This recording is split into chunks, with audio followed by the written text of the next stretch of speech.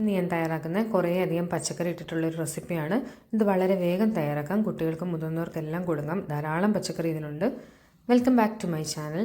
ഇന്ന് ഞാൻ തയ്യാറാക്കുന്ന ഓട്സ് കൊണ്ടുള്ള റെസിപ്പിയാണ്. നമുക്ക് നോക്കാം എങ്ങനെ തയ്യാറാക്കുന്നതെന്ന്. പയർ ഇൻഗ്രീഡിയൻസ് ആണ്: തക്കാളി, ക്യാബേജ്, സബോള, പീസ്, ക്യാരറ്റ്, മല്ലിയില, ജിഞ്ചർ ഗാർലിക്ക്, പിന്നെ പലതരം കളറിലുള്ള ക്യാപ്സിക്കമാണ് ഞാൻ എടുത്തേക്കുന്നത്. നിങ്ങളെ ഇഷ്ടമുള്ള പച്ചക്കറികൾ നിങ്ങൾക്ക് ഉപയോഗിക്കാം. ഇനി നമുക്ക് എങ്ങനെ തയ്യാറാക്കുന്നത് നോക്കാം. അടുപ്പത്തൊരു പാൻ വെച്ചിട്ട് നമുക്ക് എണ്ണ ഒഴിച്ചിട്ട് ജീരകം എടുത്ത് പൊട്ടിച്ചു കൊടുക്കാം. ജീരകം പൊട്ടിയ ശേഷം നമുക്ക് ജിഞ്ചർ ഗാർലിക്ക് ഇടാം. ജിഞ്ചർ ഗാർലിക്ക് ഇട്ടിട്ട് നന്നായിട്ട് ഇളക്കുക. ഏകദേശം ഒരു ബ്രൗൺ കളർ ആവുന്നവരെ ജിഞ്ചർ ഗാർലിക്ക് നന്നായിട്ട് ഇളക്കി കൊടുക്കുക. അതിനുശേഷം നമുക്ക് അടുത്ത ഇൻഗ്രീഡിയൻ്റ് എടുക്കേണ്ടത് സബോളയാണ്. സബോളയും നമുക്ക് ഇതിനകത്ത് ഇട്ടിട്ട് നന്നായിട്ട് നമുക്ക് മിക്സ് ചെയ്ത് കൊടുക്കാം. സബോള നന്നായിട്ട് ഇളക്കി കൊടുക്കുക. അതിനുശേഷം നമുക്ക് ബാക്കിയുള്ള എല്ലാ ഇൻഗ്രീഡിയൻസും ഒന്നിച്ച് നമുക്ക് ഇട്ട് കൊടുത്ത് വേവിക്കാൻ വെക്കാം. എല്ലാ ഇൻഗ്രീഡിയൻസും ഞാൻ ഇട്ട് കൊടുത്തിട്ടുണ്ട്.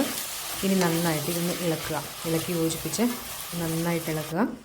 അതിനുശേഷം നമുക്ക് സാൾട്ട് ഉപയോഗിക്കാം.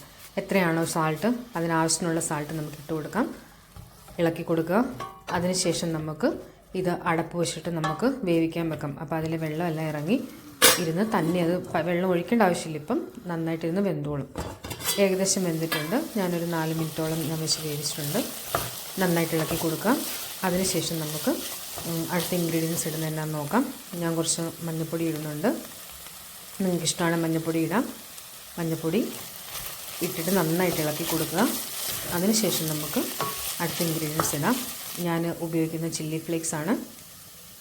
പെപ്പർ ഉണ്ടെങ്കിൽ പെപ്പർ പൗഡർ വേണം നിങ്ങൾക്ക് ഇടാം. കുറച്ച് എരിവ് കിട്ടാൻ വേണ്ടി ഞാൻ ചില്ലി ഫ്ലേക്സ് ആണ് ഇട്ട് കൊടുക്കുന്നത്. നന്നായിട്ട് ഇളക്കി കൊടുക്കുക. ഇളക്കി കൊടുത്ത ശേഷം ഞാൻ കുറച്ച് ഗരം മസാല, ഒരു 1/4 സ്പൂണേ ഉള്ളത് ഗരം മസാല ഇട്ട് കൊടുക്കാം. ഗരം മസാല ഇട്ട് കൊടുത്തിട്ടും നന്നായിട്ട് ഇളക്കി യോജിപ്പിക്കുക. ഇളക്കി യോജിപ്പിച്ച ശേഷം നമുക്ക് അടുത്തത് ഓട്സ് ഇട്ട് കൊടുക്കാം.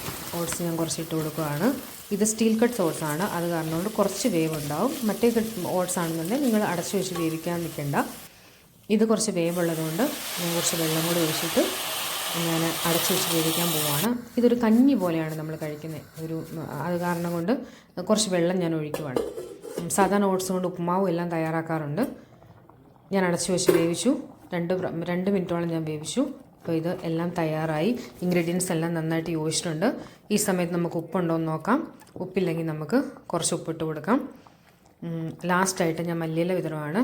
മല്ലിയില നന്നായിട്ട് വിതറിയിട്ട് ഇളക്കി യോജിപ്പിക്കുക. അപ്പം അങ്ങനെ നമ്മുടെ രുചികരമായ ഓട്സ് റെസിപ്പി തയ്യാറായിട്ടുണ്ട്. നിങ്ങളെല്ലാവരും ട്രൈ ചെയ്ത് നോക്കണം. ഇത് വളരെ എളുപ്പമാണ്. വെയിറ്റ് ലോസ് ചലഞ്ചിന് വേണ്ടി ഇത് ഉപയോഗിക്കാം.